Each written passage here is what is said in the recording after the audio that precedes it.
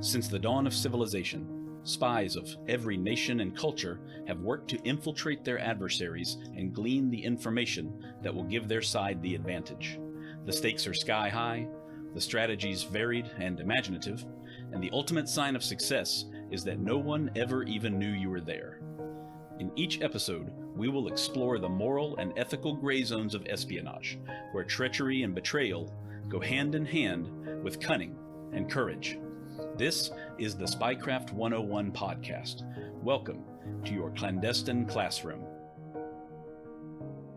This is episode number 60 of the Spycraft 101 podcast. With me right now is Randolph Toby Scott, a former smoke jumper with the U.S. Forest Service, who later worked in Southeast Asia under contract with Continental Air Services during the Secret War in Laos. He also took part in Operation Coldfeet in the Arctic Circle, one of the most daring and ambitious missions of the Cold War. Toby was right in the middle of some incredible events over the years, and he's got a lot to share. I was able to get in contact with him after I learned the incredible story of one of Toby's close friends, Jerry Daniels. Jerry was also a smoke jumper and Continental Air Services employee as well, and was later recruited by the CIA to become a case officer himself. Jerry spent nearly 20 years altogether in Southeast Asia until 1982, when he suffered a tragic and mysterious fate that continued to raise many questions for the next 35 years. I invited Toby on today so we could talk about his experiences with Continental Air Services and his memories of Jerry Daniels and the enduring mystery of his life and death. But first, I want to say a big thank you to everyone listening who is also supporting me on Patreon, including Christian C. and Sean B. Your monthly contributions there help me keep this podcast going week in and week out. As a way of thanking my patrons, I offer a lot of great freebies and promotions, including free and discounted books and products from the Spycraft 101 store. Patrons also get exclusive access to long-form articles of mine that aren't available anywhere else. If you haven't signed up for my Patreon yet, but you want to, just click the link in the show notes or on whatever podcast platform you're listening to right now. Toby, thank you for taking the time to talk to me today. I really appreciate it. You betcha. So I know we've already talked a bit in setting up this interview now, so I've got a pretty good idea of things, but I'm sure that I have a lot of people who are listening who are not really sure what I'm talking about when I say smoke jumper. So can you tell me what a smoke jumper is exactly? Yeah, they hire a bunch of guys. You got to be in good shape and certain weight and all that. But they hire a bunch of guys every year, and what you do is you train for about 2 or 3 weeks, and then you start doing your practice jumps, and they drop you on fires back in the wilderness. And you put those fires out, and then in the old days, we always packed out. Now they pick them up with helicopters. It's kind of strange because they don't use them hardly anymore. They let the fires burn, and all of us old timers, we don't understand that. I didn't realize that. I didn't know too much about modern smoke jumping. Everything that I know before I got in contact with you honestly came from Lee Gossett, who I know that you know, and who was my guest for episode 13 of this podcast for anyone who hasn't heard it already. Yeah. So Lee's an old jumper and a pilot too, good pilot. Oh yeah. He's a wonderful guy. I've stayed in touch with him for over a year now, ever since I first interviewed him, and I can't say enough good things about him, honestly. So how did you yourself become a smoke jumper? What made you want to do that in the first place? Well, I was raised on a little ranch in central Texas. The little town where I grew up was called Nix, N-I-X. And it was, all they had there was a store and a church and a 3-room school. Wow. That's where I grew up. And so I was pretty naive when I went into, after the 7th grade, we had to go into town, and Lampasas was the town, about 3,500 people. And we went to school there till we got out of high school. And when I got out of high school, while I was in high school, I heard the stories about some of the guys who were going up to work in Idaho in the summers. And when I was a freshman in high school, I took agriculture. Every year, the ag class would go on a trip for 2 weeks up into the northwest up there. And you'd take a bedroll and some cooking utensils, and we'd just camp along the road. And we went to New Mexico, Colorado, Arizona, Idaho, Utah, maybe Nevada. And that was the first time I'd ever been over 100 miles from my house. I really liked those mountains and those pine trees. And when I got out of high school, there were 4 of us got in this old beat up Chevy that barely running, and we headed for Idaho the day after we got our high school diplomas. And I had $72. That was my life savings. And we took off. I didn't even have a job. One of the guys had a job, but the other three didn't. And we got all the way up to McCall, Idaho. And one of the guys going up with us was going to be a smoke jumper that year. So we stopped at McCall and let him off. And at the same time, we saw Johnny Lewis and Daryl Eubanks, and they were smoke jumpers there already. They'd jumped 2 or 3 years already.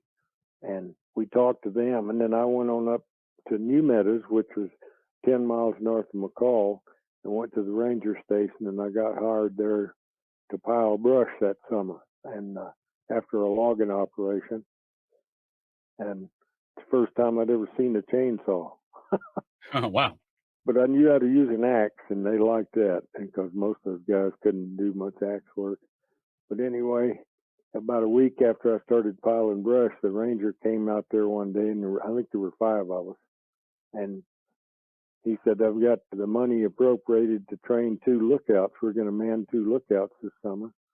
Does anybody want to go on the lookout? And I was the first one with my hand up. So I went to fire school for 2 weeks and learned how to use a fire finder and use the radios and how to look for fires, and got familiar with the binoculars and all that. So they packed me up with a bunch of food and stuff, and we had to go in 17 miles with horses and mules to put me on that lookout. Wow. I spent 2 months up there. Saw 2 people in 2 months, a sheep herder and a packer.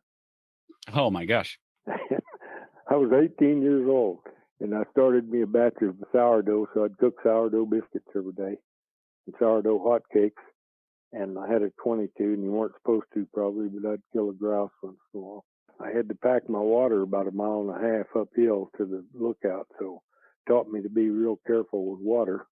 And about all I did all summer was paint, and because the lookout hadn't been manned since the 40s. And when I went inside, they still had a poster on the wall that says, "Help win the war, prevent forest fires." And I used that to start my fire with. So I wish I'd have kept that. But anyway, I only turned in 2 fires all summer, and both of them were smoke jumper fires, because I couldn't see a building or a road from my lookout. I was back in the Salmon River wild country.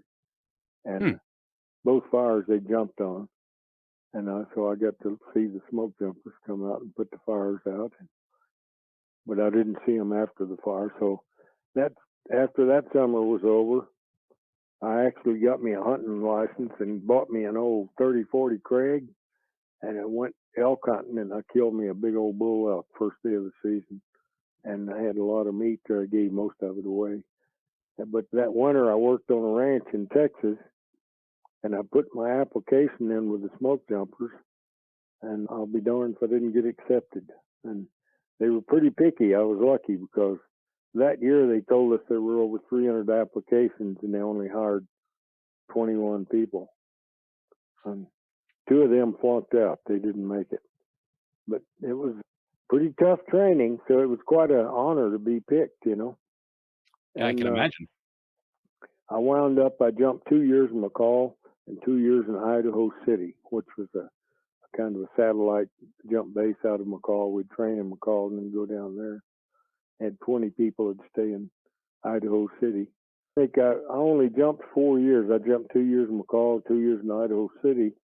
And after my 4th year, I got a draft notice that I was about to be drafted. So I went, and I'd already signed up with a Marine Corps Reserve outfit in Boise, and I'd already taken my physical at the Naval Hospital and everything. They called me and says, "Hey, we can't take you." And I said, "My God, I'm about to get drafted, and I don't want to spend 2 years in here. I won't be able to jump next year." The way it turned out, I wound up going into a National Guard outfit out of Boise, and I went and spent my boot camp training at Fort Ord, California, and then went to a ordnance school in Aberdeen, Maryland for my training, MOS training.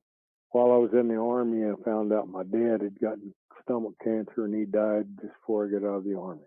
Oh, my gosh. And he hadn't even been sick. He didn't last long. So I had a my mother and my younger brother were still there in Texas, and my younger brother was only 14. So I didn't jump that summer. I stayed home there and worked on that ranch and helped my mother and my older brother get kind of sorted out. And then I went to school that fall at Texas A&M.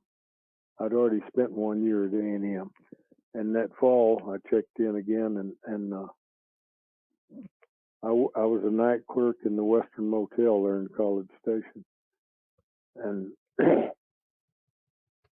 back then, my parents didn't have any money, so I had to work while I was and save my money in the summer to go to school.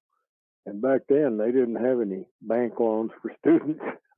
You either had the money to go to school or you didn't. When you registered, if you couldn't pay for the hours you were taking, you couldn't register. So anyway, I stayed off campus in a little old tiny apartment deal with another guy, and worked in the motel. And of course, I was about flat broke at the end of the semester, and I got this phone call it was Ken Smith, who had been the second in charge there at Idaho City. And he asked me if I might be interested in going to work for the same outfit that Johnny and Daryl had worked for. And of course, Johnny and Daryl, this was in January of '62. And in August of '61, Johnny and Daryl had been on that first plane crash in Laos, the first fatalities, and they got killed in that same airplane. Oh, wow. You were already aware that they had passed away, and then you got this? this? Yeah, I went to their funeral. Yeah. Oh, okay. Wow. Yeah, and that was the first time I'd ever seen Gar Tharsrud, which wound up being my boss there at Arizona. Gar, that was short for Garfield, is that right? Yeah, Garfield Tharsrud. Okay. Yeah, I've seen his name, but I don't know much about him. Well, he had a pretty tough job. I'd get teed off at Gar sometimes, some of the crap he did, but he had a pretty tough job. We were not a bunch of pussies. I mean, all of us were pretty wild creatures, and none of us were married then. And after about 2 or 3 years, they started hiring married jumpers, and it just kind of changed, We had a barracks, bachelor barracks, where we all stayed. And of course, we all lived together, worked together, ate together, played together. And then after you started hiring the married guys, you didn't see them except when you went to work. And it was just different. And but Gar had a pretty rough job there at first, but it got easier as he started hiring calmer people. Yeah. Makes sense. Anyway, I want to do that. I got that phone call, and I said, yeah, I think I would be interested. Of course, I was broke, and at the end of the semester, I don't think I had enough money hardly to get together to register again. But anyway, so he said, well, be at hangar number 6, I believe it was, at the San Antonio airport next Tuesday morning. That was it? Wow. And I said, okay. So I went, got all my stuff together and checked out of school there, and I got all my books and all my stuff and closed the books on Texas A&M. Never went back. I wish I would have now, but I didn't. And I met down, they had an old C-46 sitting on the ramp out there. I'd never jumped out of C-46. I think I made 46 jumps for the Forest Service, but they were all out of either a Twin Beach, a Ford Tri-Motor, or a Traveler, and that old Canadian plane. I forget what they called it. Damn. We had an old Canadian airplane. We'd only haul 2 jumpers. I'd never jumped a C-46. That was a huge airplane compared to what we'd been used. But I flew into Marana, and when I got off the plane there at Marana, I looked over there, and there was an old B-17 sitting there with a big old yoke tied on the front of it with 2 big booms going out. I said, God, what's that? And they said, well, that's the Skyhook system. I'd never heard of anything like that. So I kind of looked it over, and I said, what's that for? I said, well, it's for picking people up off the ground without landing, just picking them up with this balloon that holds the line up in the air, and you pick them up and it jerks them up in the air. I said, boy, I bet that's exciting. Anyway, when we started working on that at Marana, old Fulton is the guy that came up with the idea, and we started working on that thing, and we had a dummy that we'd gotten from the Navy, and it was full-size dummy. It weighed 180 pounds, I believe, and it had a rubberized finish on it, and all the joints worked just like a human. But we found out when you pick it up, one of those arms or legs would fly over to one side, and then we'd start bringing it in. And when we first started making our pickups, we'd pull it in through the belly, through the joe hole, we called it. When we get it up, start getting it close to the plane, it would start making big circles, you know. And we said, oh, that's not too good. So we cut that thing loose a couple of times, and then we started taping down the arms and legs where they wouldn't do that. And it worked pretty good. And we got the dummy in finally, but it was still kind of jump around out there. And one day we were doing a pickup, and each time we'd do this, it was all new territory. We'd come up with new little ideas and better ways and better fixtures and whatnot. So we were kind of inventing this thing as we went, you know. And one day we made a pickup, and we'd just circle around over the desert out there, so if something bad happened, there wouldn't be any people around. We made a couple of circles out there, and we were hauling that thing in, and that tape somehow on one arm and leg had busted, and you'd see those arms fly out, and we already had it within about 200 feet of the plane. It started making these huge gyrations, and it went way up in the air and came down and locked on the tail. We went into a bad left turn, and the pilots, what's going on? And good thing Ken Smith was in the belly, and he had a knife. And when that happened, the line got real tight, and it went to a winch up front. And he cut that line, and the thing fell off the tail. So otherwise, we had augured in right there. Oh, my gosh. And so when we got in, we said, that's it. We're not ever going to bring that thing in through the belly anymore. We're going to figure out a way to get it through the tail. And so they modified the tail. We still had the old plexiglass in there where they'd had the machine gunner in the tail, you know. Mm-hmm. So they modified all of that and put a stainless steel floor in there and put a roller at the bottom where it would roll, you know, when you pull something in, and it kind of slanted down. Oh, I see, yeah. And then we got all the sharp stuff out of the way that might hang up on something, and so we had to come up with a system for passing that line back. And I always ran the nose trigger on the thing up in front. We had those two booms came together in the middle, and there was about a 4-inch hub in there, and it had a slot in the middle.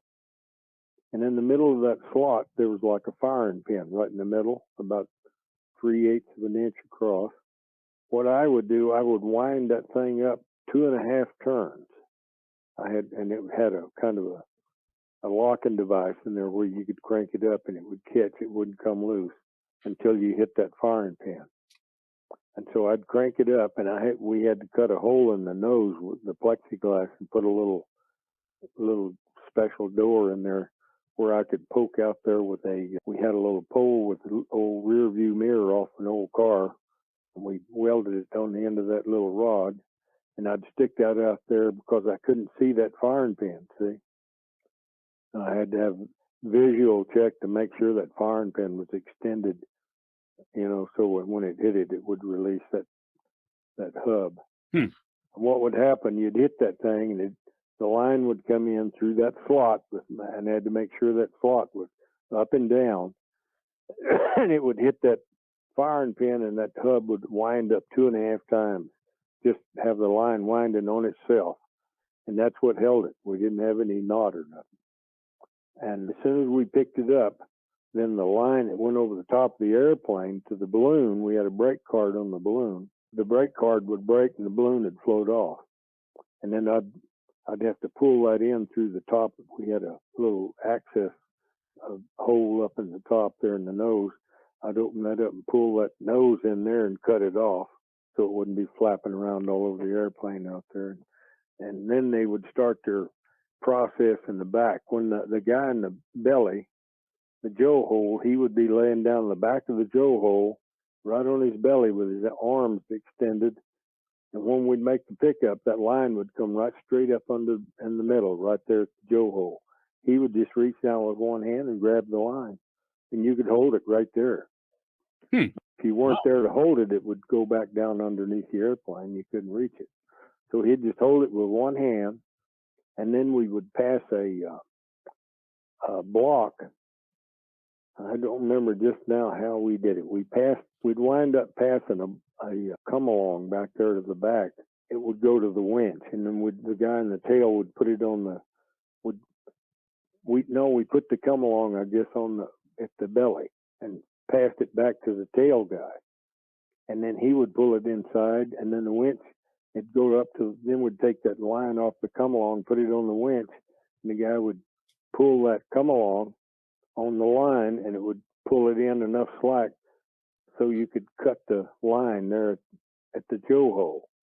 And then the guy at the tail would take the end of that line, of the main line, and pull it in there and pass it up to the winch, and they would attach that to the winch and release the come along and wind the guy up. And So we Toby, had it where, you just figured this out yourselves, basically through experimentation? yeah, we just kept messing with it till we had it all working, Golly. How long did all this take to figure out? I don't think it took us after we got the tail modified. I think we had it all working in about 2 or 3 weeks. Oh, okay. But I probably made 120 or 30 pickups in the nose. And but that old B-17, it was something else. We'd make those flights up there on that Arctic ice cap. We were making 14-hour flights. Boy, I'd never have since flown that many hours in an airplane. Oh gosh, I bet. So, I'm really curious. This is something that must have been very secretive. Were you, given a security clearance or anything, or were you just warned not to talk about it? Well, when they first hired us there, and when the guy told me you would be doing the same thing, Johnny and Daryl, well, everybody kind of knew they were working for the CIA, probably, Mm-hmm. So you kind of knew at first, but nobody said anything for a while. I think I was there for 4 or 5 months before they told me I had an appointment down at the motel, and I went down and I had to take a lie detector test, and that's when they told me that you're working for the CIA. And oh, wow. You got to keep your mouth shut. And I still remember my fake name they gave me. It was Scott E. Passeret. I never heard that name before. Huh. I don't know where they come up with that. But anyway, and I'm sure they had a set of IDs and passport and everything in that name just locked up in case we needed it.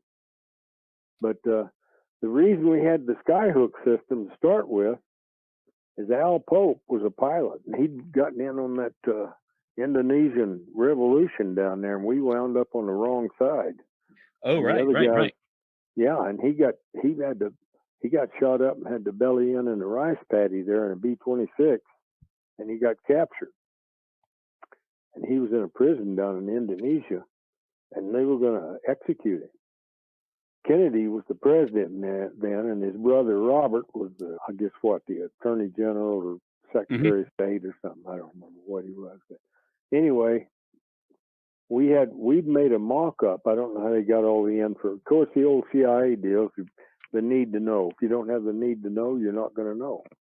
So they got the info on the prison he was in, and we made a wooden mock-up there at Marana of the exact size of the room, the walls, everything, and we would pick that thing up out of that room to make sure it would work, And it would. When you pick it up, that thing would go straight up for about 10 feet, and then it would take off, And we put a G meter on it, and we figured, God, there's no telling how many G's. It didn't even pull as many G's as the parachute opening. And the main reason was because we used a 5,000-pound woven nylon line, and it was like the Chinese finger. It was hollow. You've seen that where you put your fingers in it and pull them apart? Right. Well, right. That's what it reminded me of. But anyway, it was nylon and a lot of stretch. So that first stretch, it'd go, when we'd pick it up, it'd go up above the airplane and then come back down almost to the ground, and then come back up and just ride right along behind. And my gosh. So Toby, when you were when you were developing all of this, did you know already that it was going to be used, or when did Indonesia come up, or when did the Arctic Circle come up? Was it only at the very end? Well, right at the end. We didn't know anything at all about this Arctic Circle Okay. stuff. And then one day we found out Kennedy had done a trade-off with the Indonesians, and they released Al Pope. In fact, I think he came through Marana after he got loose. Oh. And so there we were with this thing and no place to use it.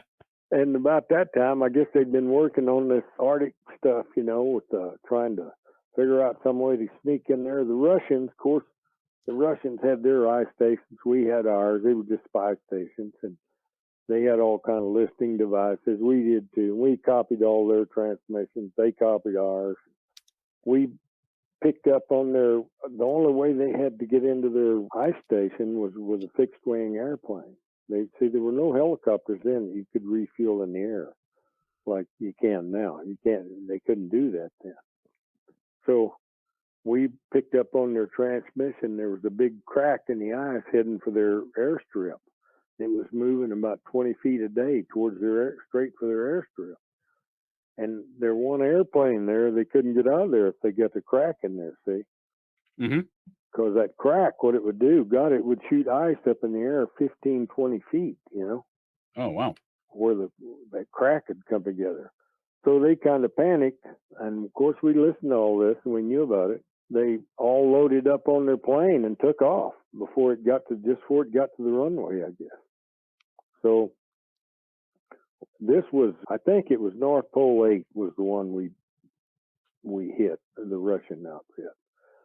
But I think it was North Pole 6 or 7 that we were going to go to that they'd abandoned. And this one got abandoned just before we got up there, I think, see? So they changed it right at the end. See, back then, everybody thinks, well, God, that's kids play. You can go right to them. Well, not back then. Navigation wasn't what it was then. Is nothing like it is now. And this was in 1962 in June. There was no GPS, none of that stuff. In fact, the only we had to pick up a special navigator that worked for Pan Am in Seattle. And he was Jim Jordan was his name. And he was a special navigator. He could navigate with sun lines. And we had to put a special periscope in the front of the B-17 in the nose.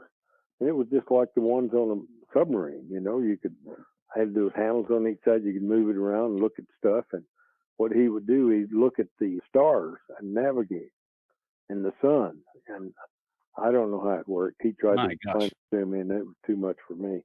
But he had all his charts laid out up there, and he and I rode in the nose. And so I saw some of that stuff. He had all kinds of little protractors and compasses and everything laid out. But he wasn't very damn good at it because we couldn't find that thing. That's too bad. Well, they were drifting with the ice, right? They wouldn't be in the same position day to day, would they? That's right. It's just like a raft out in the ocean. It's not going to stay in one place. That ice is moving. Yeah, that sounds challenging for sure. Yep. But anyway, of course, the farther you go, if you're off just a tiny bit, the farther you go, the more it is, Mm-hmm. So anyway, we took off the first time. And of course, when the first time we take off, we've got all of that. We had that airplane that's crap full of stuff you couldn't move in there. We had both of the guys we were going to drop, and we had all of that Skyhook equipment and the special bottles of helium and the balloons and all the gear they used and the jumpsuits and their groceries for a week or whatever, And anyway, we take off. We had to put 2 400-gallon fuel tanks in the Bombay. They called them Tokyo tanks. I think they'd use those to go and bomb Tokyo. Wow. Anyway, so we had those 2 400-gallon tanks full. And then I think we had something like 4 barrels, 55-gallon barrels of gas in there too. But when we took off, I think we had 3,800 gallons of high-octane gas.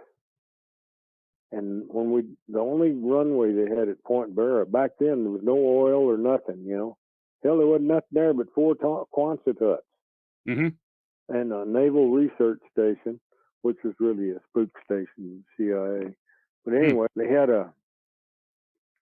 those Quonset huts, and everything was in there, you know. And when we got in there, they had they had fuel in there for us, so we could fuel up. I don't know how they got that fuel in there. I guess with a submarine or something. I don't know. But they had fuel for us, and the only runway was a 5,000-foot PSP strip, and that's that PSP is that metal that fits together in those 6 or 8 foot sections, you know, and you make a runway out of it. And they did a lot of it in World War II. And so that whole runway, there wasn't even a blacktop runway. It was that PSP. It was 5,000 feet long, and I never could figure out why, but there was a damn fence at the end of the runway. Why would you have a fence? There wasn't nothing up there. Huh. That is strange. But anyway, I guess it'd keep the bears off or something. I don't know. But every time we'd take off, of course, I was in the nose, and the yoke was right behind my head where they would pull that yoke back, taking off. And when we'd take off, we'd pull at the end of the runway, and they would whip it around real quick and swing the tail clear off the end of the runway to get every foot that we could. And they'd pour the coal to those 4 engines, and it'd be just sitting there shaking, you know, and then they'd release the brakes, and off we'd go. And Oh, man. it just barely start moving. It was so slow, you know. And then towards about 3/4 through the damn runway, you'd be wondering, oh, hell, ain't no way we're going to make it, you know. Mm-hmm. And then, you know, sure enough, after about 3/4 of the runway, well, we'd start bouncing kind of, you know, still on the ground, but kind of bouncing. And then the bounces would get longer. And then finally one of the bounces would get up in the air a little bit, and you could see that damn fence coming, you know. Mm-hmm. Yeah, I'm thinking, God, if we don't make it over that fence, we'd be burning for a week, you know. My gosh. And so all that fuel, but we'd somehow that, and then of course I'm sitting there right there, and I could see the old Doug and Sieg could have that yoke clear back in their bellies trying to get that damn thing in the air, you know. Mm-hmm. And sure enough, it'd get up in the air, and my God, we'd just go forever and ever before we'd get more than 100 feet in the air. You know, if you'd have lost the engine, it'd been in deep shit. That's all there is to it. Yeah, I'll bet. So anyway, we'd finally get started, and we'd head up there. And like I said, 14-hour flights. We'd get way to hell and going up there, and then he'd be in there doing those sun lines, trying to figure out where we were. And we made 2 trips without finding them. And God, our eyes were all red from sitting there and looking at that ice all day, you know, looking for them. Everybody'd be looking out a porthole or a window somewhere trying to see something. Mm-hmm. And for hours, and we'd fly grids, you know. And they weren't too worried about MiGs, but I sure as hell was. Hell, we weren't 50 miles from Russia, you know. Right. We'd search till we barely had enough fuel to get home, and we'd take off. And we'd come in there and land. We'd just barely get there, you know, and on fuel. It'd be 14-hour flight. The next day we did it again, same results. And the next day, Gar got a hold of that Navy guy. He says, they've got that P2V over in Greenland. He said, send that thing over here. They got better navigation and all that stuff. And of course, we had a set of instruments up in the nose, I guess, for the bombardier, you know, or whatever they call him. That set the bombs, you know. He had a set of instruments up there. Oh, right. And the old compass, we were up there so close to the North Pole, the compass would start swinging back and forth. So you couldn't navigate with a compass, you know. After the second day, they sent the P2V in there. That was a long-range Navy plane, and it would fly 15, 16 hours. And they took off, I think, about 2 hours before we did. And they were really flying grids every which way, and they located them. And the day before, we thought we'd located it. We were getting all ready to drop these guys, but it turned out to be the wrong. It was one of our old sites. It wasn't even the Russian outfit. We were damn near ready to drop them. But anyway, the next day the Navy found it, and we had the photographs and everything to look at, and we knew that this was the right one. It was the Russian outfit. So we dropped the 2 guys and all their gear and headed on back in. We waited, I believe it was 5 days to come get them. And the same old crap. First day we went out, couldn't find them, you know. I don't know why they didn't put the P2V up there that first trip, but they didn't, you know. So the next day they got the P2V again, but the next day the weather was going to hell, see? And we had a 500-foot ceiling, hard to find the damn place. And then when you get down there, well, you got the 500-foot ceiling, and the balloon was on a 500-foot rope. But when the wind is blowing, that balloon gets closer to the ground. And we had Mylar markers on the main line so you could see where to run into it, you know, where the pilots could zero in. Hell, I bet we weren't 300 feet off the ground when we picked those guys up. The wind was blowing so hard. My gosh. They'd popped some red smoke, and it was just right on the ground. And the first one we picked up was Lashak. He was a young guy. And he was kind of spooky. He'd only made 2 or 3 jumps, you know. They had a radio, but he didn't try to communicate with us because when we picked him up, old Smitty was an old hand. He was the other guy. He was an Air Force major. He was about 35. But boy, we called him Mr. Cool. God almighty, he was just cool as a cucumber. We picked up old Shack. First thing he did is he wouldn't turn his, all you had to do is hold your arms together and your legs together, and the harness would naturally, you'd go towards the airplane with your back to the airplane. And he was waving his arms around. They got turned around. They had the wind in his face, and they couldn't even talk to him, Anyway, we finally got him in the damn airplane. And, I cannot believe that you guys pulled that off, honestly, with all the challenges that you had to face. God. That's incredible. The wind was blowing so bad you wouldn't believe it. We just knew that we were going to see that first, right after you pick them up, you make a pickup. That first time, whatever your load is going to go above the airplane, and then it comes back down. And if we hadn't had really good pilots, we never could have done it. Sieg, as soon as we made contact, Sieg gave full power and hauled back on that yoke.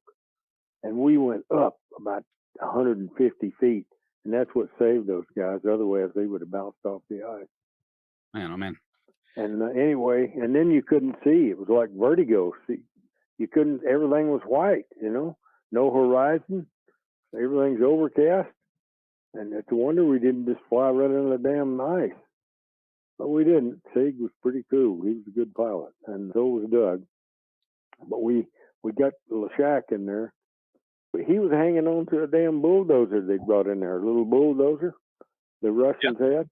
He was hanging under that thing, and the wind got him loose, and he was dragging along. He finally hooked his heels in a damn crack somewhere and stopped, and we got him. And when we're pulling him in, well, he was talking on the radio. He says, God, he says, it's colder than hell out here. Hurry up and get me in that airplane. Wow. And Lashak, we couldn't even talk to him. And Jerry said the first thing when they got Lashak in there, I guess nobody wants to know that, but hell, Lashak's dead anyway. As soon as Lashak got in the plane, well, Jerry said they were trying to give him a shot of whiskey or something, and said all he could do was go, and he couldn't even talk at first. But oh my I gosh. guess, I don't blame him for being scared. Hell, that's kind of a scary outfit. Yeah, that's got to be an incredibly just exhilarating and frightening kind of moment. Had done pickups before, the two of them, had they been picked up in training by the Skyhook before that? I think Smitty had, but not Lashak. Oh, wow. That was his first time was in the Arctic. First time, yeah. Wow.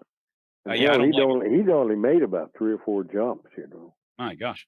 So why was he picked for that mission? Was it because of what he had a doctorate in something like geophysics or something to do with sound and water and the ocean, He was well educated, and he was he was from New York City, and you could tell it, and I guess he was real smart, and he knew what to look for when we got there, I guess. But when we got back, well, him and Smitty had brought back a bottle of Russian vodka and a carton of Russian cigarettes. So we all had a big toast of Russian vodka and smoked a Russian cigarette. Fantastic. Yeah, and that was something else. Of course, you couldn't tell anybody about it. It was all highly classified. And they said Smitty did tell us that the president was briefed on it. Oh, wow. And we did a reunion in the 80s. I don't remember, about 87 or 88 or what. Maybe, let's see, I think 25, it'd be 87, I guess. I think 25 years later, they took it off of the classified list. And we did a reunion in Las Vegas. And they had the old B-17 there. Fantastic. That's so cool. That is so cool. Yep. And we, do you happen to know, like, how valuable was the information that they collected? Because well, you guys took a tremendous of course, amount of the old need-to-know deal, you know, we didn't know shit. But nobody told us anything, and we didn't ask. I shouldn't be surprised by that. But Smitty, when Smitty was at the reunion, but you know, Smitty smoked a lot of cigarettes, and right after that reunion, he got lung cancer and died. Oh, that's too bad. But anyway, he was really cool. I liked him. And he said that they got some really, really good information. He said they even got part of the Russian encoding and decoding devices. Really? Oh, like their ciphers for communication? Yeah, whatever they use to encode and decode. Oh, wow. He said that they had, of course, the first thing we picked up, I told you we picked up Lashak first, but the first thing we picked up was the intel. And that was a big old duffel bag with about almost 200 pounds of mostly film and stuff they'd picked up, you know. And a lot of film, because they took pictures of every damn thing they could and brought back a whole lot of it. So we never did know really what, but they did. Smitty said we got really, really good intelligence. And Smitty told me in Vegas, he said that the Russians, what really made it good was the Russians didn't even know we'd pull that off for 4 years. And guess how they found out in 4 years? How? A damn cocktail party in Washington, D.C. with a bunch of drunk politicians. That's how it goes sometimes, isn't it? God damn, isn't that something? Jeez. And then after that, Smitty went to Moscow as a military attaché at the embassy. And he was spying. He could read, write, and speak Russian. That's why he was there. And Lashak couldn't read, write, and speak Russian. He just knew the intel stuff, you know. Right, gotcha. And so anyway, at Smitty, we were there in Marana, and somebody picked up the paper and said, "Oh, look here!" I said, "What is it?" Said, "Oh, they caught old Smitty spying in Russia." And they did. They caught him passing off info to they turned one of those guys he was using for intel guy, and they laid up and waited for him, and they caught him. And they put him in jail for a while, and finally they traded him out with another guy or something. Jeez, yeah, I knew about Smitty. I was not aware that that had happened to him. I'm going to look into that more then. Oh, yeah. But how did you go from there all the way over to Laos after that? Was that like one right after the other, or was there a big... Well, Jerry and I, when we left Marana, it was in the fall of 1964. And that's when we went on our, Jerry called it the elephant hunt. We didn't do anything but hunt and fish for 2 months. I think we spent something like 54 days in a row without sleeping under the roof of a building. Oh, my gosh. We were out in the woods at the Bob Marshall most of the time, the wilderness area. And we killed elk, antelope, mule deer, mountain goat, killed 14 Canadian honkers, floated the South Fork all the way through the Bob Marshall on 2 rubber boats, caught 2 bull trout on that trip. One weighed 11 pounds, one weighed 15 pounds. And a hell of a trip. And then we went right back in after that and went goat hunting and got 2 goats. So, and after that, after we did all our hunting, well, I went to work in the sawmill in Missoula for that winter. And then in the spring, I went to work in the woods hooking logs on a skidding jammer. And Jerry went to work for the railroad. He knew a guy that was a big dog in the railroad, but he only got one job, and that was Jerry. I couldn't get a job with him, so I went up and went to work in the woods, and I was hooking logs on a skidding jammer. And we heard that Bird and Son was hiring kickers. Bird and Son was the precursor to Continental Air Services. Oh, okay, okay. In fact, when I put in my application, I put it into Bird and Son. In the meantime, right about the same time, Continental Air Services was a company that Continental Airlines created as a CIA proprietary to work in Vientiane, Laos. We had, I think it was 2 or 3 C-46s, and we had 2 382s, Lockheeds. That was the same as an E-model C-130. What an airplane. Oh, yeah, yeah. That was what we were working with, dropping ammo and rice, both, whatever. And hauling people, hauling all kinds of stuff. One thing really stood out to me was that C-130. One time we'd haul troops sometime, Lao troops. Mm-hmm. And we pulled up there, and they must have had 500 troops out there. And we told the guys, said, hell, we can't put all them in this airplane. And we asked I think it was old Judkins was the captain, and we said, how many do you think we can load? He says, oh, hell, just fill it up. He said, the ramp, so you don't close it on one of them. And then load them up in the front and back doors and tell them, don't sit down until we tell them to. So they were all standing up, and they all had a weapon. That's what spooked you about them goofy bastards with guns, And anyway, we got them all in there. We didn't even count them. We just loaded it up. And when we got in, all we could get in there, we closed both the doors and told them to sit down. And God, they were just like sardines, Mm-hmm. So we took them up to Vang Pao, which was a big old Lao army base up there. And when we stopped, we counted them. Guess how many we had in that airplane? My gosh, I can't even imagine. 205. And the C-130. Wow. I bet you to this day, I bet nobody has ever hauled that many human beings in a C-130. My gosh. I mean, did you have trouble making altitude or anything with that many people? No, God, no. That thing was, hell, you know what we hauled in there for rice? We would haul 4 pallets of rice. Each one of them weighed 12,000 pounds. That's 48,000 pounds. Wow. And the Air Force, the way they did it, you couldn't put but 36,000 pounds in the plane. Mm-hmm. And, because they had all that crap they used that you really didn't need. And boy, this was a stripped down cargo rig. And it had the best engines, too. And, man, it was unbelievable. Amazing stuff. Just had to be careful because it flew so damn fast you'd overfly your drop zone, Oh, wow, really? Yeah. So how long did you end up working in Laos there? Only about 10 months, and then they quit using American kickers on the airplanes, and I still think that was a mistake. They save money, but shit, all you got to do is lose one airplane. Right. I mean, you guys were probably paid pretty well from what I understand, right? I mean, it was. At the time, I think the most I ever made in a month in that 10 months, that was in '66. The most I ever made in 1 month was almost $1,700. Of course, that was a hell of a lot of money back then. Yeah, I can imagine. And the pilots, they made a ton of money, but of course, a lot of them didn't get spent it. Right. Yep. Yeah. I've talked to Neil Hansen from Air America before, and he certainly lost a lot of friends. I know that was a very common. Oh, God, yeah. There was a bunch of them. Yeah.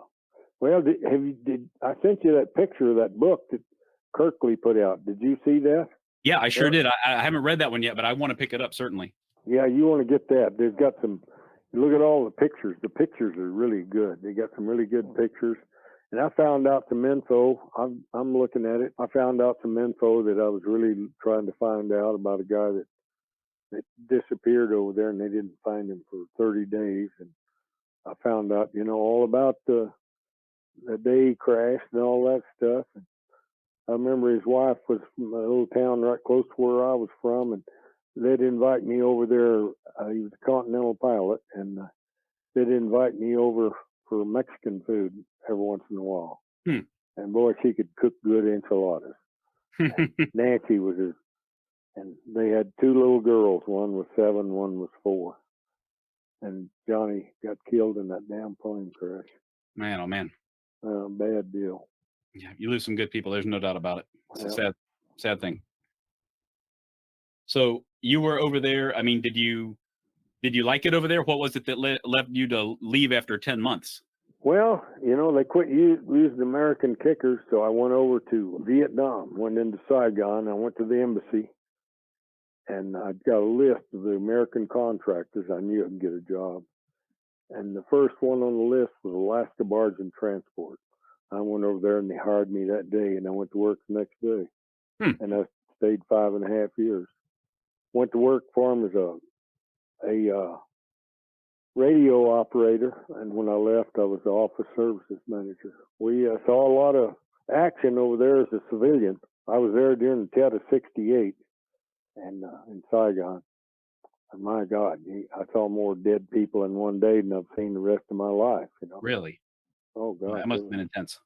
oh hell, there was dead people on every corner down there, and they'd cover.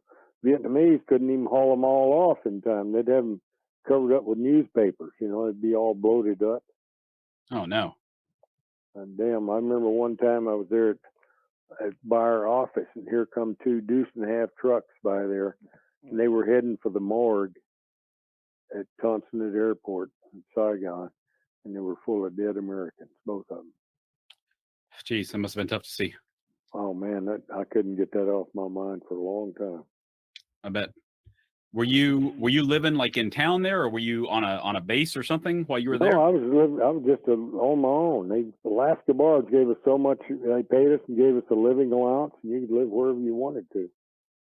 And during the Tet, well, I had I had machine guns down the road from me right there, and I had helicopter brass falling on the roof of my building. Golly. But it was scary there for a while, And, yeah, I'll bet. Did you have some kind of like escape plan if fighting broke out right near you? I mean, did you have to all I take had, care of yourself? I'd traded a guy for I had a Browning 9mm pistol, 9mm. Had, I think it was 13 rounds in it. And that was my total protection right there. And I carried it half the time when I was working up there in the vehicle. We weren't supposed to do that, but I said, well, I'd rather get in trouble for carrying a illegal weapon than to be dead. Right. Yeah, I totally agree with you on that one. But hell, I'd have to go get the mail when we had that Tet going. And I'd go out to Tonsanut sometime with our station wagon and take our mail out. We had daily reports we had to send in to Seattle every day, Mm-hmm. We used the mail. There weren't any computers then. And so we had to get the mail out. And I'd go, one time I was going down, and my God, I got in a damn firefight out there. And this is in Saigon during Tet. And my God, a horrible, huge explosion, And I'm in a dang station wagon. And boy, and people are running every which way. And I get up there, and they're dragging this guy up from a bridge down there. And he's a dead Vietnamese. And he's a sapper. He's got that black vest on with all these C4 blocks in his vest. And they'd killed him.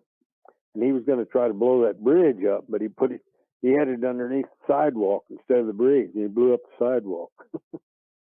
Wow. A lot of those bad guys were pretty dumb.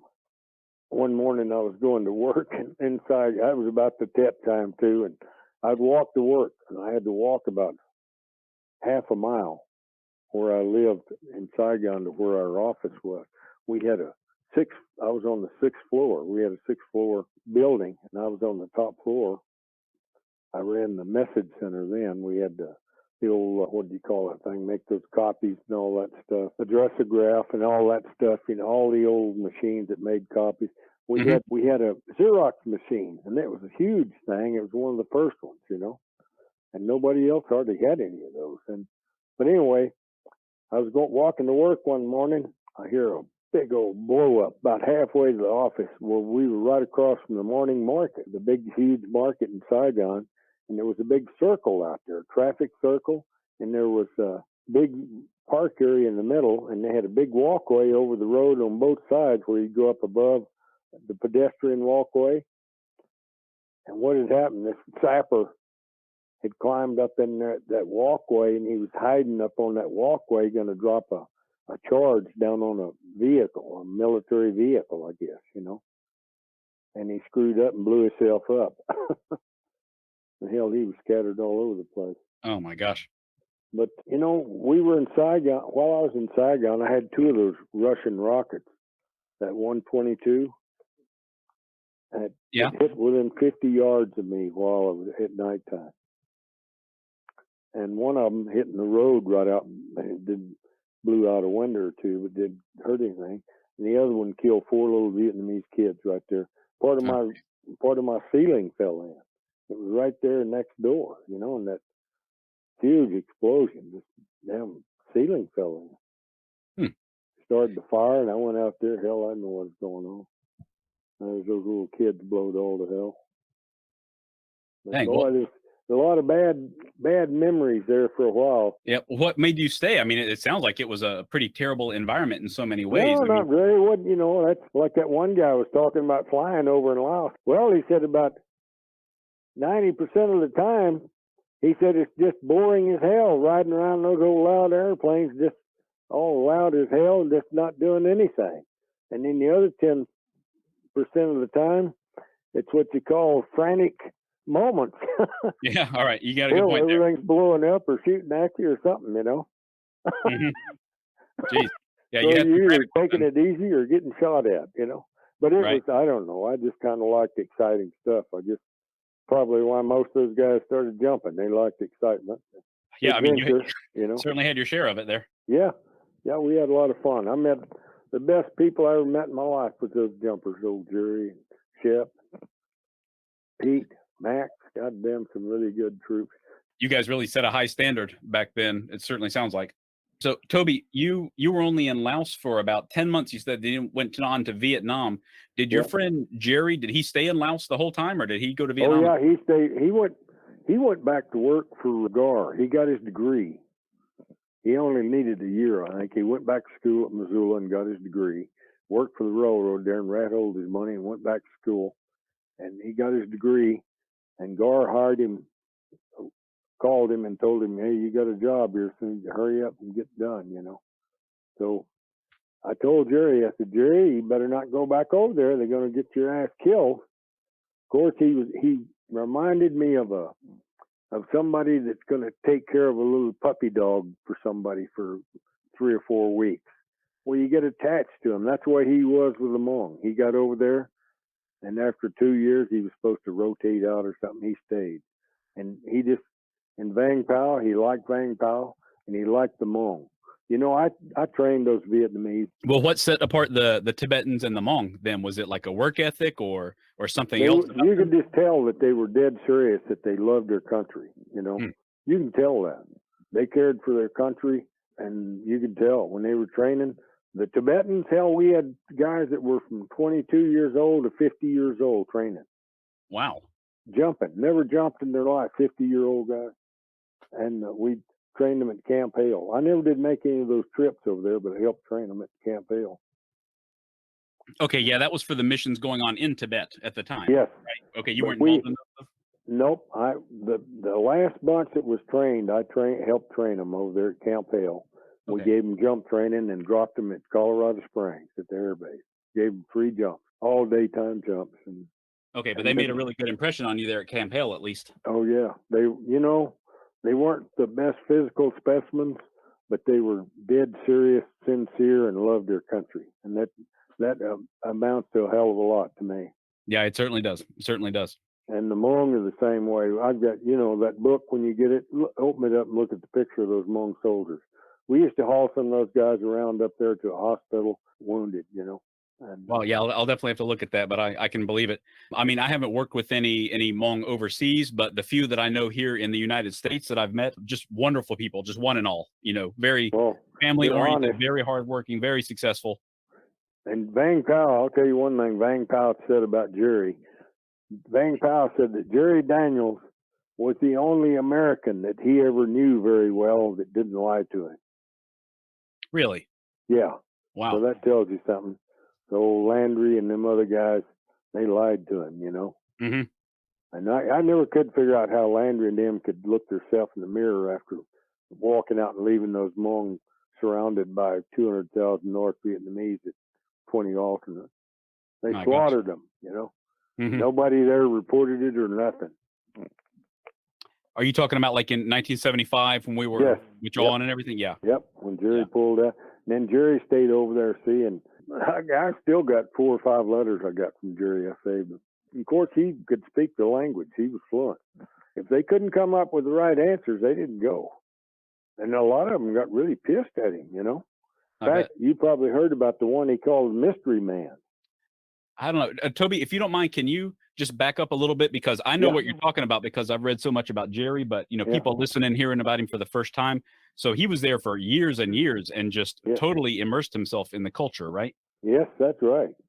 He stayed up there. He was the only American I ever heard of that actually lived with the people the way they did.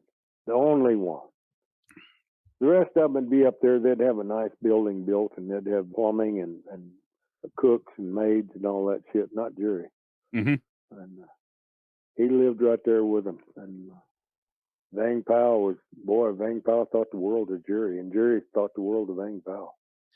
So how did he go from, working like as a kicker or something like that to being so close to the people there? Was it like a gradual thing, or was he given an alternate? Well, I think he first went over to Laos. I believe it was in '65. I believe. I think he had been there about a year when I got there.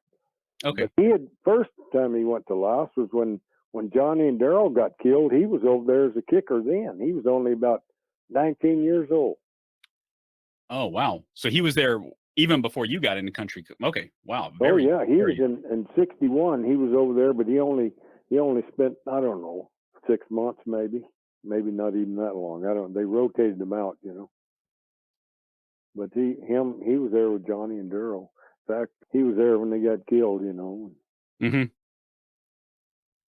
So he just kind of gradually grew close to a lot of the people he was working with. Was that what happened? He was just kind of he was an easygoing guy, and we all drank a lot of beer and had a good time.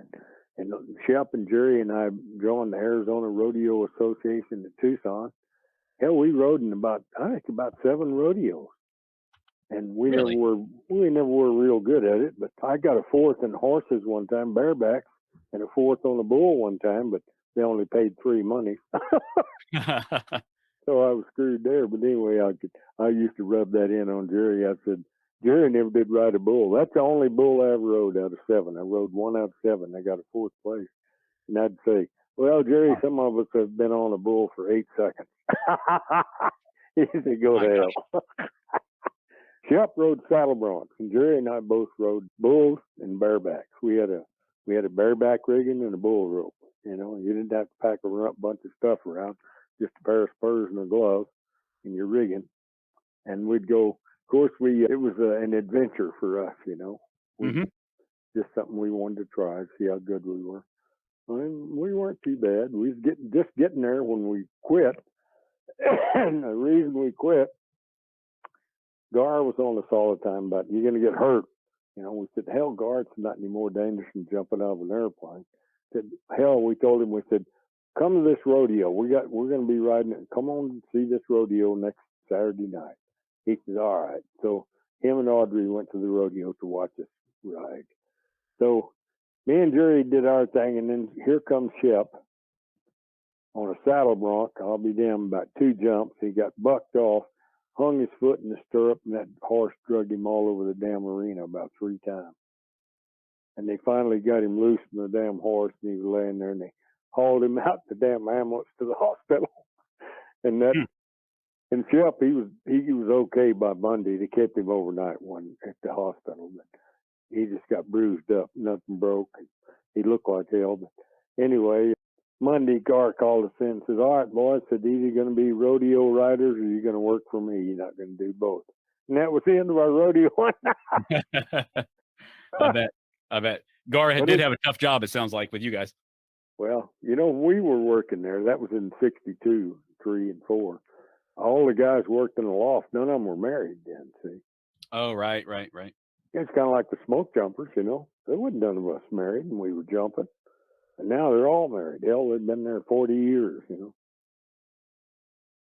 But you don't get the camaraderie when you don't live together and work together and play together.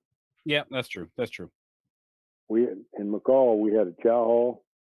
We all ate together. We did calisthenics together every morning, ran 2 miles every morning, and we worked together. We were on fires together, and you get to know people and trust people, and kind of like when we were flying over there. You're in that old C-46 with somebody taking off with full load. You don't want some pussy in there that's going to start screaming and hollering if you lose an engine. You want somebody that can help you push that crap out, Yeah, that's when you really got to know the person beside you, I can imagine. That's right. You got her. And it really separates the men from the boys when you get in a panic situation. Yep. Did you see any of that in Laos or Vietnam? Were there guys there that just weren't cut out for it and had to be, let go or reassigned or any of that? Yeah, I saw some of that, both in Laos and Vietnam. Mm-hmm. So, yeah, you see that. I wouldn't give no names, but same with pilots. Some of those pilots were great, and some of them were the shit. Mm-hmm. Some of them are spooky. It's kind of like when you're riding in a car with somebody. You can tell if somebody knows how to drive, and if they don't, jerking the wheel around and cutting the corners. And same with an airplane. If it's a rough ride and can't make a good turn, well, you want to stay away from that bastard. Sure. I know.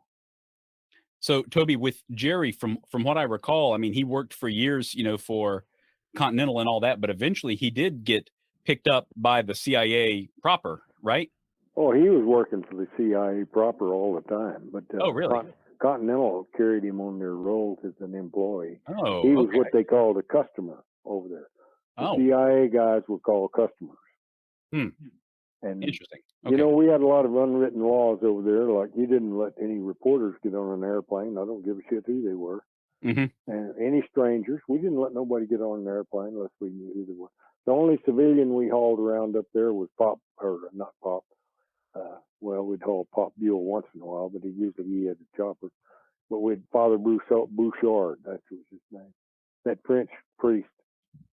And he'd be all over Laos. God, he was there forever. I don't know how long he was there. But we'd give him a ride anytime he wanted one. All those Hmong, they just like to ride. I think we'd give them a ride if we were going to tell them where we were going. If they wanted to go, we'll hop on. Oh, wow. Just like a free taxi kind of thing for them? Oh, yeah. It was just, they didn't pay nothing. Hell, you never know. There'd be one of them would have a basket of ducks. One that came on there one day, we saw him running, trying to catch the plane. Said, what the hell is he carrying? Some kind of suitcase? It was a big old lizard about 4 feet long. What? He had his mouth tied up and his feet tied together and his tail tied around to his head. And he was carrying him by that part from the tail to the head. It was like carrying it like a suitcase. Oh, my gosh. It was alive. He was going to eat it, he said. Yeah. Wow. Said, yeah. Just bringing a live lizard with him for a little trip, huh? That's amazing. Oh, yeah. And old Tony Poe, he was, I had a couple of heroes over there in Laos. It'd have to be Jerry, Tony Poe, and Vang Pao. That'd be my three.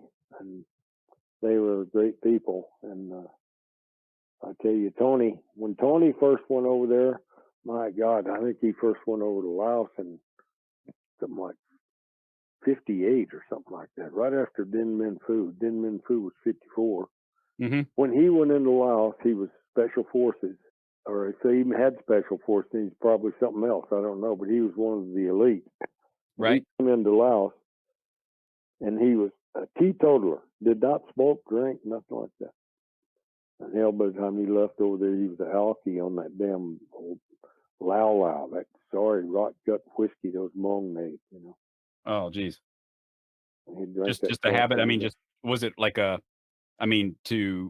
build relationships there, and it got away from him? I think he started doing that just to put up with the crap they had to put up with. Yeah. Jerry would tell me some of the bullshit they had to put up with. It's unbelievable. Mm-hmm. You can see why we couldn't win our damn war. You got some lieutenant in the embassy in Valencia and telling you how to fight a war, Yep. And if they'd have turned that thing loose with Jerry and Tony Poe and Vang Pao, they'd have kicked those North Vietnamese' ass in about 2 weeks. Yeah, I've heard he was incredibly effective. I mean, he's a very controversial guy. Even now, a lot of people are, completely disturbed by what he did, but I guess he did what he felt like he had to win. He didn't jack around. One time, Jerry told me about they up at Site 36, Nha Khang. Well, Jerry was there forever and ever. But anyway, they Air America chopper came in there one day and landed. And boy, that guy in the chopper captain, the pilot, come over to Jerry. He was pissed off. He said, God damn, it's bad enough. We got to get shot at by the North Vietnamese. There ain't nothing but friendlies here. And come here and look at this. Somebody shot a hole in my chopper when I flared out to land. And oh my gosh. Jerry says, oh God. And he called Vang Pao. Vang Pao was up at 20 alternate. And Vang Pao said, tell that man to stay right there and don't go anywhere. I'll be there in an hour in a chopper. Sure enough, here comes this Air America chopper in there. Vang Pao gets out. He shouts a few orders, and boy, they got every man in that place standing at attention out there. And Vang Pao says, I want the guy to shot that hole in that chopper up there right now. And two guys started dragging this guy up there, and he was kicking and screaming, crying, and he knew what was going to happen. Jerry went back up to his hooch up there where the radios were. He had to make a call out, So he went up there, and this little Hmong, about 4 feet tall, come running up to him, stood at attention. He said, what is it? General Vang Pao says, you must come. So he went with him, and they had this guy tied up out on the drop zone there. And as soon as Jerry showed up, well, this old boy had this old, that old M2 30 caliber carbine. Had a banana clip in it, about 20, 30 rounds. And he just jacked that thing around there and emptied it in that old boy, and they buried him right there. Oh, my gosh.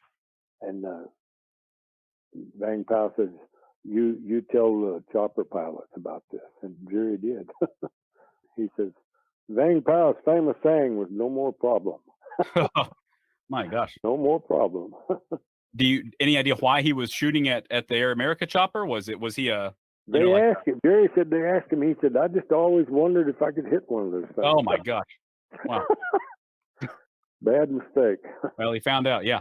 Yeah. Jeez. But those little guys were fighters. Mm-hmm. I so Jerry, for them. I still do, about the way we left them, Mm-hmm. Yeah, it was horrible. I mean, that played out for years and years from what I understand. Oh, I still see old Lucky once in a while, old Lucky Yang. Mm-hmm. And he was a good friend. And Jerry gave him the name Lucky. He survived 2 helicopter crashes in a week. One of them, he was the only one that got out. Really? And Lucky, Jerry would give them all nicknames. I guess you heard about that. No, I don't think so. Tell me about that. Oh, hell, he nicknamed Lucky. And, of course, everybody picked up on it. And then, there was one he called the Glass Man, one he called the Tall Man. I'm trying to remember some of them. He'd give all those moans a name. Mm-hmm. Of course, his code name over there was Hog, H-O-G, Hog. Everybody knew him as Hog over there, the people had code names. But Jerry would stick right with old Vang Pao. Vang Pao, when they had a shootout going somewhere, he'd be right in the middle of the damn thing. And he got the first time I ever met Vang Pao, it was in '66, and he couldn't raise his right arm. He had to shake hands left-handed. And he'd been wounded in the right arm and shoulder. And after that, they sent him back to the States for surgery, and he got to where he could use his arm again. But he got wounded 2 or 3 times. And he'd be right up front. Yeah. So, Toby, by this point, as I understand it, Jerry was Vang Pao's case officer. Is that right? I mean, he was his primary point of contact with the CIA. That's right. Everywhere Vang Pao was, you could probably see Jerry right there pretty close. Was that because that's what Vang Pao wanted, or was it just because, I mean, was Jerry hired by the CIA, or because of his, capability with the Hmong? Because Vang Pao wanted it that way. Okay. They tried to put other guys in there, and he didn't care for them.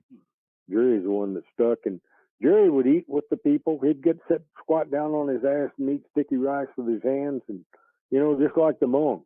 Mm-hmm. And no other American would do that.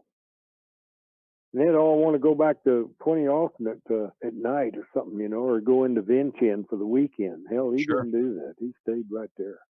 Sure. Yeah, that must have made a tremendous impression on him. I can see how they would love to see that. Oh, yeah. Well, when I was at Vietnam over there, I stayed up there at Longtown training them Vietnamese.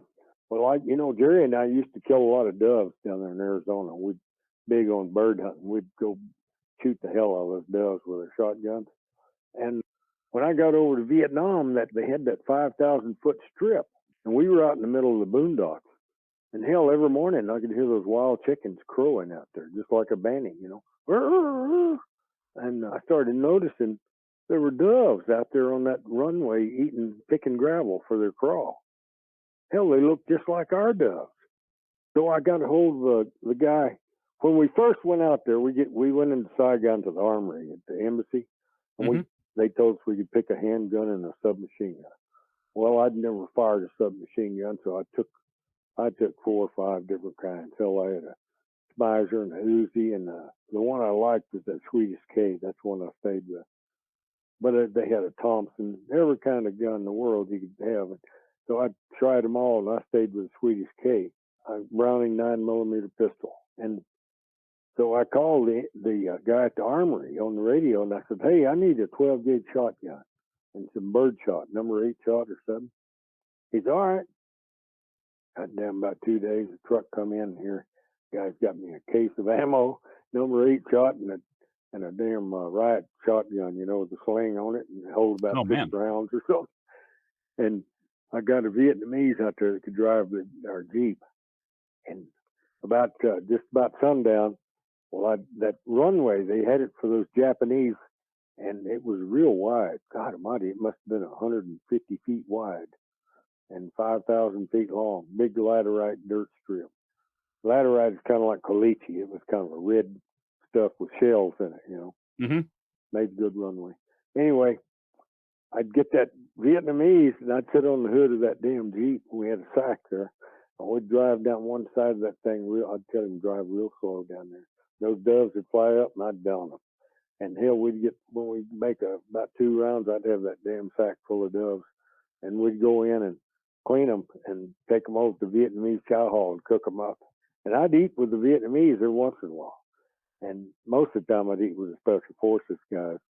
They had their kitchen up there set up, the A-team. Mm-hmm. But I'd go down and eat with those guys at least twice a week. But I can see then why, Jerry would have been so, I don't know if I'd say enamored, but so happy to spend so much time around the Hmong there in Laos. Well, Jerry, when I was there, Jerry'd come into Vientiane every once in a while, about once a month, and he'd stay there at the Continental compound. We'd go down to Lulu's and the White Rose and all the local bars and have a big time. And so did he come back to the U.S. very much? I mean, it sounds like he just built like a new life there pretty much. He didn't make too many trips back here. When he did, he'd usually call me when he came back. He had my phone number, and he'd call me, and we'd talk a while, and that's the first time he told me about the mystery man, Yeah. Who was the mystery man exactly? I didn't get that. Well, everybody had a lot of ideas about it, but I talked to Jerry about the mystery. I said, "What the hell's a mystery man?" He said, "I don't know. It could be he says, "It sounds like a Thai, really, but I believe it must be a Hmong." But he says he talks kind of like a Thai, but he says he's told me he's going to kill me, and he won't tell me why. He just said he's going to kill me, and he says, "I think it's one of them I turned down that wouldn't let him come to the States." What in the world? Well, when he was checking them out, see, if they lied on any of that stuff and it came out that they'd lied, they were done. He'd kick them out. Yep. I got you. There wasn't no questions asked. I mean, that was it. They'd tell him, "Oh yeah, I work for Colonel Poe or something, and I was his driver or something." And he knew Colonel Poe or something, and he'd check him out, and Colonel Poe said, "No, I never saw that guy in my life." Oh, I see. That was it. He was down the road, So, Toby, just so I'm understanding, we're up to 1975 or post 1975 now. Yeah, is that right? Yep. Okay, yeah. So he was involved with getting like the refugee visas. That's it. Yeah, he was kind of in charge of it, I think. Yeah. Yeah, and he's now. This has taken place all in Bangkok, I think, at the U.S. Embassy in Bangkok. Yeah, and at the refugee centers, he was in them all the time. But he stayed in Bangkok. He had an apartment there. The Hmong had 2 big refugee centers, I think. And the Thais didn't like Hmong. They didn't like nobody. They didn't want them staying in Thailand. They didn't want them around. So Jerry was shuffling them over here as fast as he could. And the rest of them he'd just send back to the refugee center, I guess. I don't know what they did with them. So he was instrumental in getting a lot of people. I mean, you said he cut the liars, but he also was able to help a lot of people get to the U.S., get out of these refugee camps later on, right? Yeah, his word was like God, and he was actually listed on his passport and everything as a State Department employee when he was doing the refugee work. Mm-hmm. But he was still CIA. Oh, really? Okay, so he Yeah. was not State Department. I mean, I know that's common to say your State Department when you're with the CIA, but he had not left the agency ever. No. Okay. Okay, I've got you. He, Okay, so he's like a well, like a I don't know, 15-year veteran employee of theirs by this point, veteran case officers. probably, yeah, something like that, or maybe close to 20, counting all his Lao time. Okay. Yeah, I recall reading But something about how his title, like he was given a position as the like the ethnic affairs officer at the embassy, I yeah, think. And as soon yeah, as I read that, I was like, that's got to be just made up. That doesn't sound like a typical job that was already at the embassy before he yeah, arrives. that's something that they came up with to Yeah, cover for him. Yeah. that makes sense. So, well, what was the benefit? I mean, do you have any idea like why the CIA wanted him doing that? I mean, I understand he wants to save these people, but did It they was just want to continue Jerry to support wanted their to. people? I think Jerry just told him, I'm going to do this. If you Oh, don't wow. let me do it, I'll just quit, But Jerry made up his mind. He was going to help the Hmong all he could. Yeah, I mean, they certainly deserved it, and he certainly was the right man in the right place. It sounds like to give them all Oh, the help they needed. he was really thoroughly upset the way that happened over there, how we run off and left them like that. And all them people talk about what a good job Landry and all those guys did. They were a bunch of assholes. I would have quit my job and gone over there personally and helped those guys instead of doing like Landry. Hmm. I mean, I don't care what the rules were. Who's going to go by the rules? Piss on them. Get some A1Es in there and bomb the shit out of them, Yeah. We couldn't get nothing done. Jerry used to tell me stories you wouldn't believe. I remember one of the best ones was when he'd go down to the embassy all the time to brief all these assholes. There was a lieutenant, some kind of military attaché, and he was asking the questions, and I guess the ambassador and everybody was in there. They said, well, did they tell us about that airstrike yesterday or day before? And Jerry said, well, we called in, we said they had a bulldozer up there doing bomb repair on the Ho Chi Minh Trail, the road. Said we were trying to get an airstrike in there to get that bulldozer, and says, finally, here comes two F4s. Each one of them has got two 500-pound bombs. That's it. No strafing, no nothing. Two 500-pound bombs. They're going about 900 miles an hour. Jerry said neither one of them got within a quarter of a mile of the damn bulldozer. Hmm. And Jeez. he was telling them all that. Said, yeah, they dropped their 4 bombs and left, and said that you could hear them on the radio. This is Bluebird, Mom. This is Bluebird 2. We got 6 minutes over the target area, And hell, they didn't have no fuel. They're going so fast and everything. Anyway, Jerry says, no, they didn't get them. And Jerry said, well, I think they might have got that bulldozer driver. I think they might have got his wheelbarrow. And the lieutenant says, what wheelbarrow? And Jerry said, the one he hauled his balls around in. Oh my gosh. And it really pissed him off. But Jerry didn't give a damn, he's sick of that crap. Hmm. He told me one time, listen to this, Jerry told me this. And as far as I know, I don't think they ever did send out less than 2 planes on a mission, except with that B-26. Hmm. That Onmar, they called it something else. I don't remember what they called it. But it was the B-26. And the ones that really did the damage, they had 4 50 calibers in the nose and 2 on each wing. Really? And you load that thing up with 50 caliber explosive rounds. Jerry said he called in one time. They had 15 trucks and coming down the trail in a row.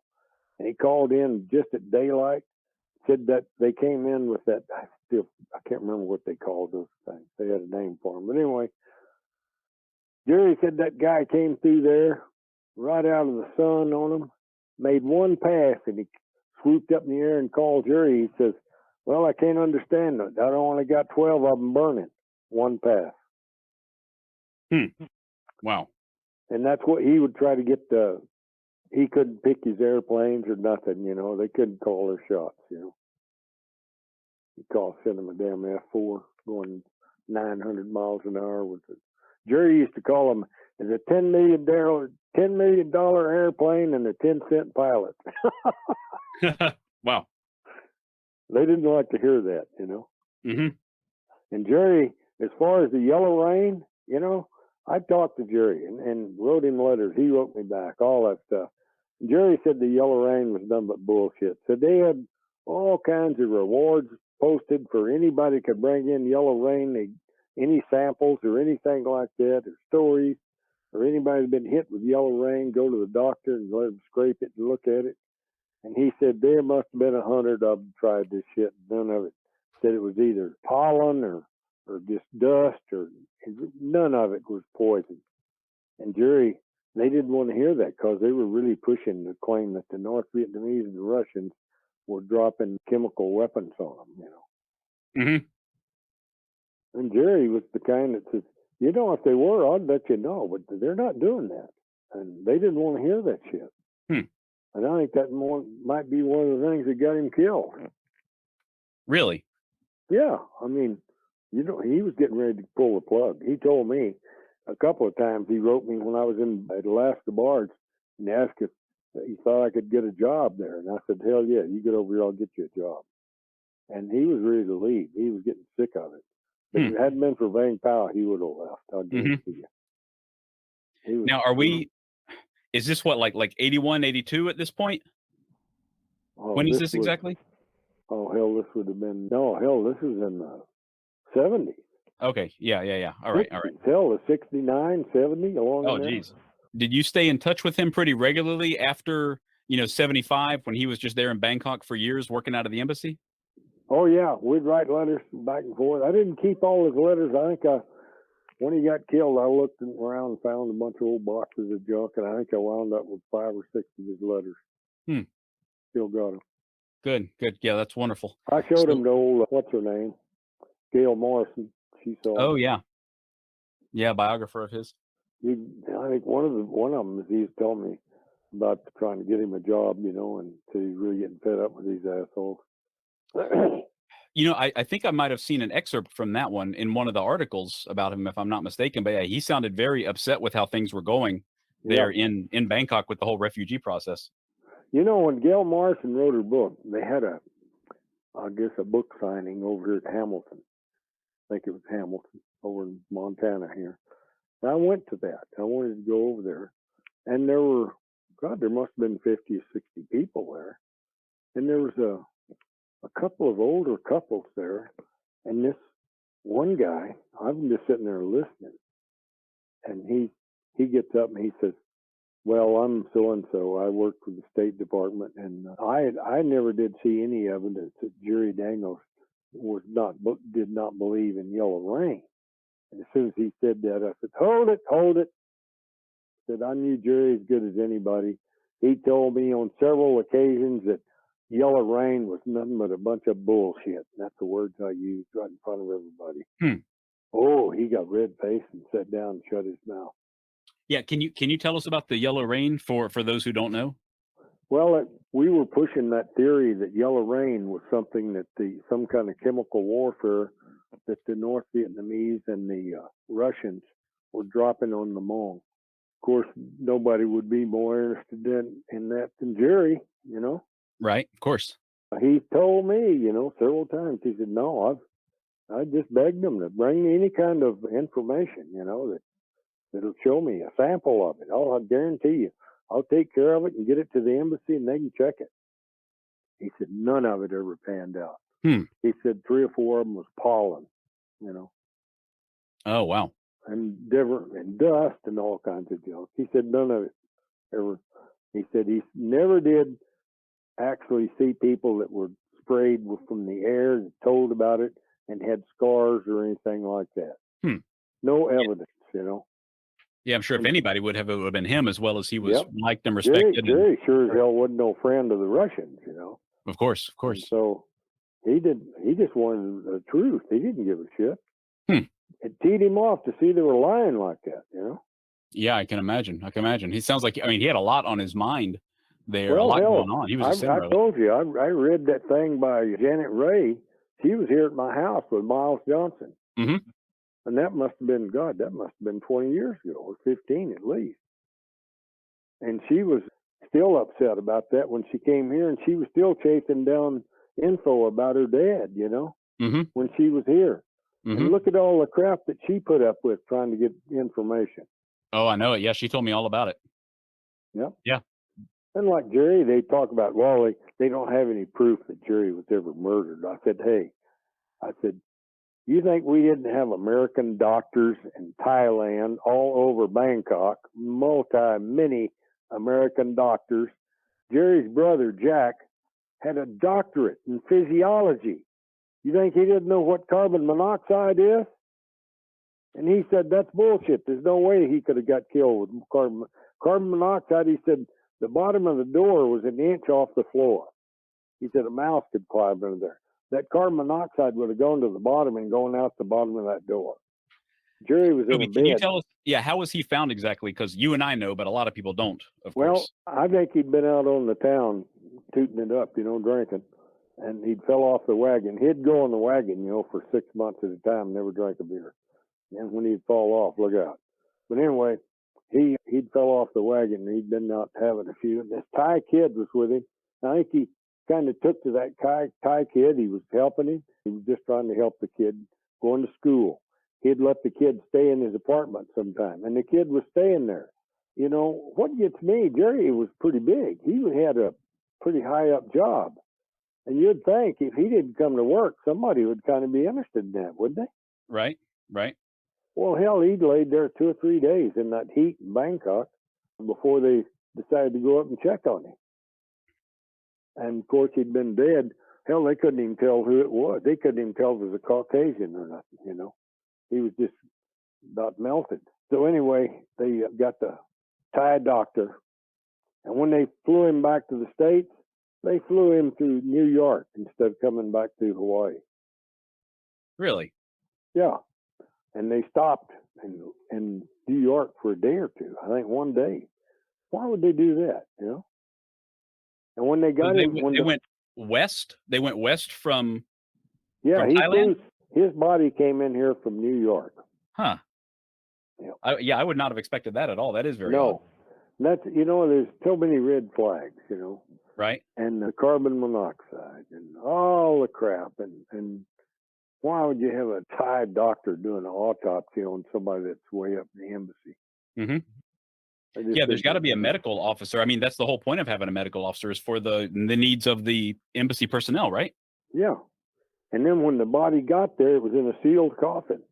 It was in a beautiful coffin made out of teak, I believe. Really pretty. And it was, of course, the Hmong are really superstitious people, And they said, no, that's not Jerry. They got a pig in there. Mm. And they didn't believe that was Jerry. They just didn't want to believe that Jerry was dead because Jerry, God, you should have seen the ceremony. He'd done so much for him, Yeah, this is the funeral in the U.S. with the people that have come over, the refugees, right? Yeah. Yeah, tell me about that because I've heard it was incredible, honestly. Oh, yeah. I came up from Texas. I went to the funeral. Of course, Jerry's mother, I thought the world of her, Louise. She thought the world of me. And I've still got a couple of the mementos that she gave me that were Jerry's, like the string tie with the ram's head on it and Jerry's smoke jumper belt buckle she gave me. I've still got them.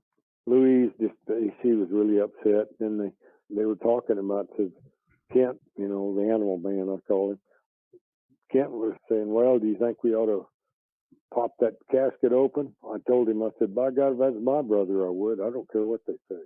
Right. I said, I'd pop that thing open. I'd have an x-ray machine out here. I'd x-ray everything about that thing. I'd get samples, everything, and make sure. If you don't, you're going to be sorry. And they didn't, and they were sorry. And they exhumed his body here about 5 years ago.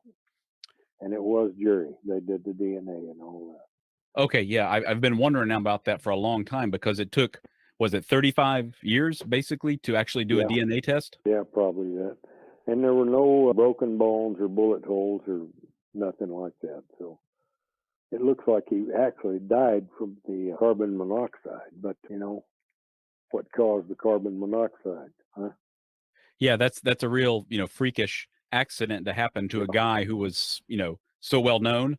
A lot of old timers that knew about stuff like that claimed that Jerry and Vang Pao both had big contracts out on them by the North Vietnamese and the Russians.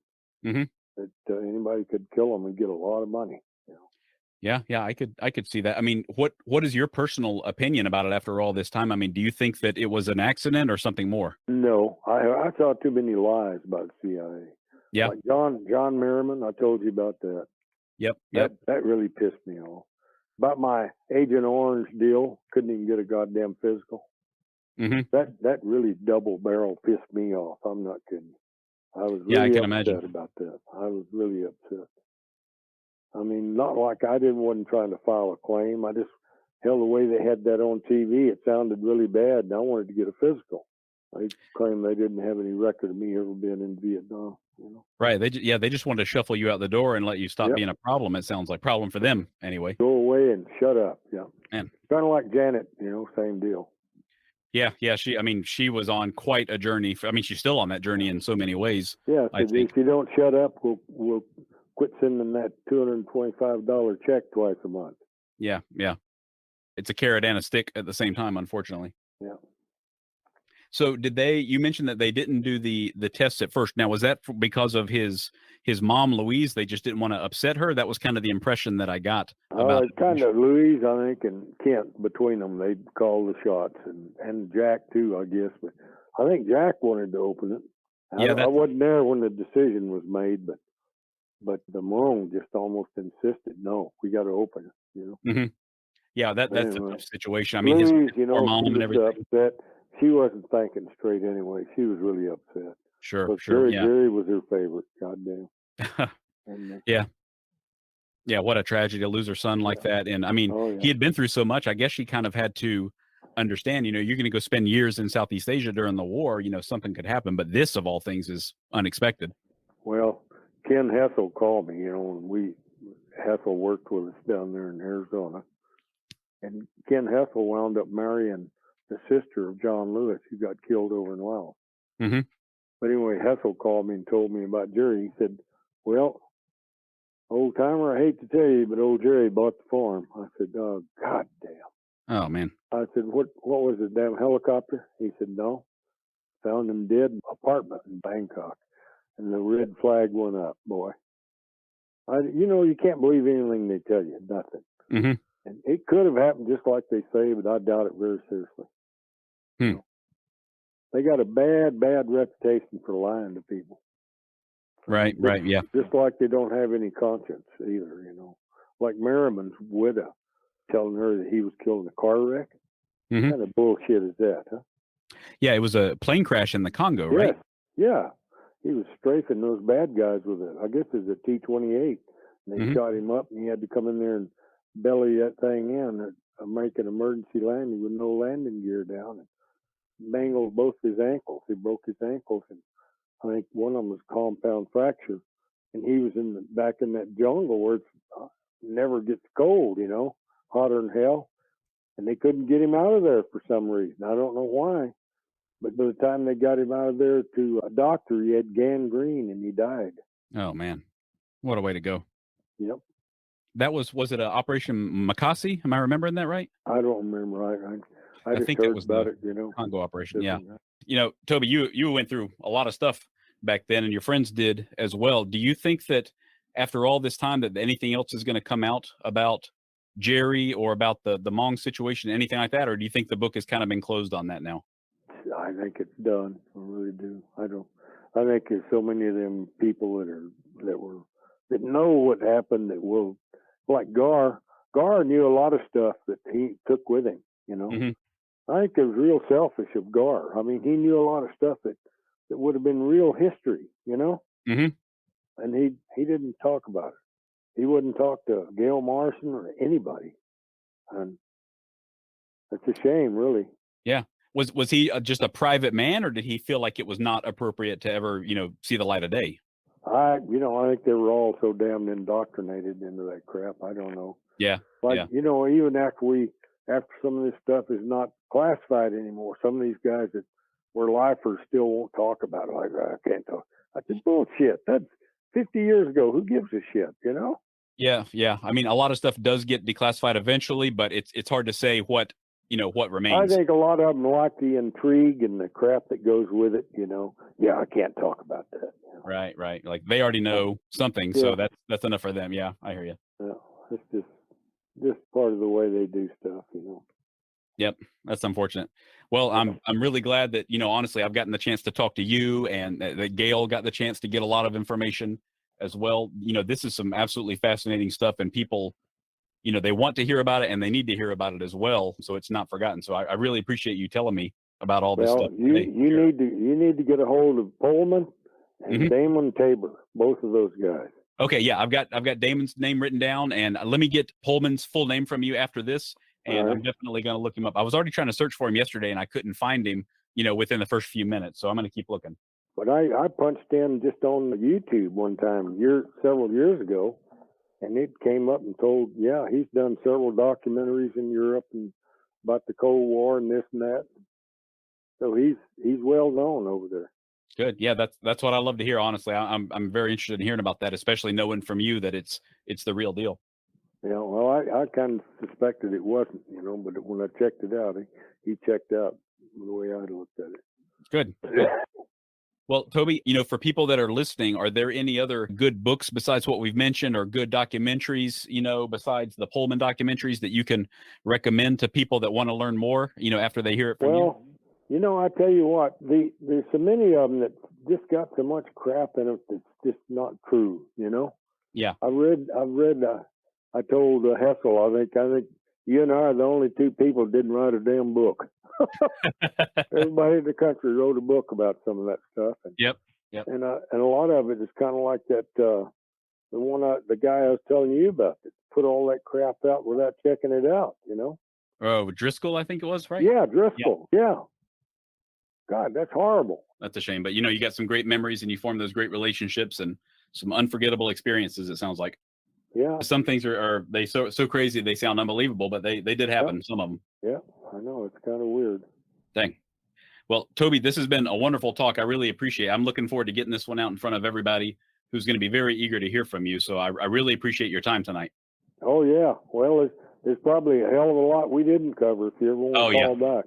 No doubt. Yeah, I'm going to stay in touch with you for sure after this, if that's all right. Yeah, you betcha, anytime. Anyway, I'm mighty happy up here where I am, me and my dog, and we don't bother nobody, and they don't bother us. Good.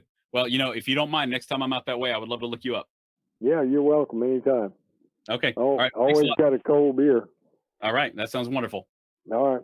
All right. Well, you have a good night. Thank you so much for that. All right. Take her easy. Bye. If you're interested in more of Spycraft 101, look for my pages on Instagram at Spycraft 101 and at cold.war.stamps. You can also find more great articles on my website, spycraft101.com. Thank you all for listening, and I hope you'll stick around because there's lots more to come. Disclaimer. This podcast is for entertainment purposes only. The stories and statements expressed herein are experiences and opinions. They may not reflect the views of the host or the production studio. It's okay if you disagree with our content. No piece of media is right for everyone. If you love Spycraft 101, please check us out online, on Instagram, on YouTube, and especially on Patreon. Thank you for listening.